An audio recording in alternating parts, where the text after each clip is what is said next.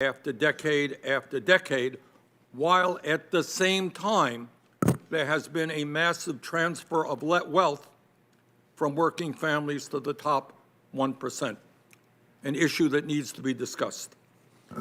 We're going to be talking about why it is that during this horrific pandemic, 63% of our workers. Checks worth up to $1,600 will be going out today to Americans.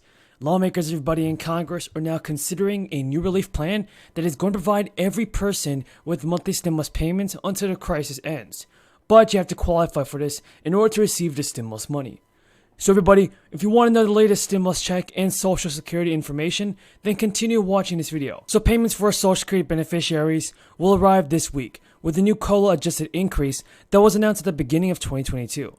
So people who meet the established criteria should expect to receive the payment of around $1,657 very soon. The first round of payments will be on the second Wednesday of this month, and while the beneficiaries of Social Service and SSI will have their check on March 9th, those who receive SSI benefits and those who retired before 97 do not fall into this group of people, since they receive the money on the first days of the month regardless of your date of birth. But those born in the middle of the month from the 11th to the 20th will get their payments on March 16th, while those born at the end of the month from the 20th to the 31st can expect checks on March 23rd. So the Senior Citizens League, a nonpartisan senior group, is pushing Congress to issue a fourth stimulus check of $1,400 to Social Security recipients.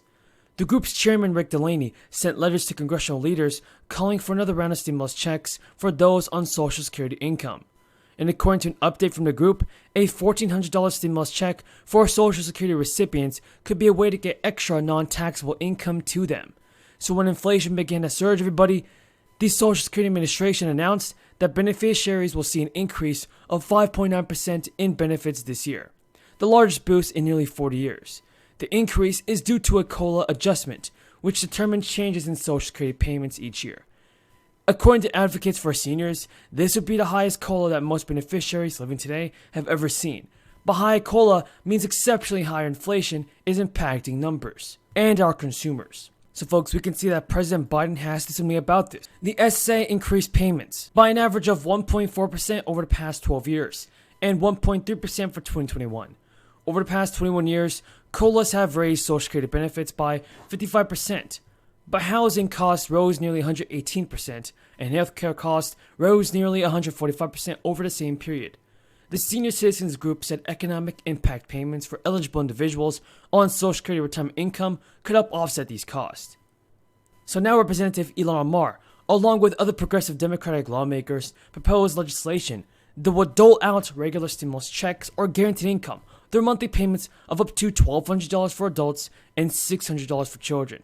The Minnesota Congresswoman has proposed a bill to her colleagues, saying that poverty is a choice. In a press release and a Twitter post about the proposed legislation, fellow Democratic Representative Dwight Evans of Pennsylvania, Mary Newman of Illinois, and Jamal Bowman of New York also endorsed the bill. They told reporters, for too long, we have prioritized endless growth while millions of people are homeless, hungry, and without health care. The crisis has laid bare these inequalities. We as a nation have the ability to make sure everyone has their basic needs like food, housing, and healthcare met. So folks, it's pretty obvious that President Biden has to do something about this and send out more stimulus payments over the next coming days. If you guys agree with me, tell me in the comments down below. The Republican leader referred to the American Rescue Plan, which did not receive a single Republican vote in support. He referred to it as runaway federal spending. What did we buy with the American Rescue Plan? We bought vaccines, and we bought an administration and management of delivering those vaccines to the American people in the midst of a pandemic that was claiming American lives every day. Runaway federal spending. How much stronger would this nation be if we were still in the depths of this pandemic? We're emerging from it, thank God. But it wasn't for lack of effort on our part on this side of the aisle. Yes, we spent the money. We administered the shots, and people across America are now protected from hospitalizations and death because of it. No apologies here to my colleague from Kentucky. It was money well spent, not just for that, and that was the number one public health purpose, but secondly, to keep businesses afloat so they could reopen their doors as the pandemic ebbed. That investment in the capital of America, in the businesses of America, paid off for business owners who otherwise would have lost their life savings and family investments, and for their workers who finally returned to work. I think of the help to small businesses, and I think to help the families. The child tax credit, which cut in half child poverty in America. That child tax credit, according to the senator from Kentucky, was runaway federal spending. Tell that to the family that lives paycheck to paycheck and tries to provide the basics in life for their children. No apologies here for the American Rescue Plan. And when you ask the American people, what about this inflation? It's a problem. Of course it is. We see it as they do. And we see it all across the world. Inflation isn't confined to the United States. It is reflected in a world that is emerging from COVID-19, where economies, local economies, were strangled and choked and restricted. Now they're expanding. People are expanding their needs and spending on that side of it. The supply doesn't keep up with it, and inflation results. We have a battle ahead of us and many plans here to try to address it with a number of items to reduce the cost of living for families. The second item I would like to mention refers to a moving, historic presentation this morning by the President of Ukraine to a joint session of Congress. He did it virtually by remote because he is literally in Kyiv, risking his life every single day for his nation. Vladimir Zelensky may have started life as a stand-up comedian. At this moment in life, he is a stand-up president of Ukraine who is confronting the monster of Moscow, who's unleashed this invasion on his country. He begged us to continue to help, and we will. Last week, we added almost $14 billion to the effort to support the Ukrainian defense and resistance.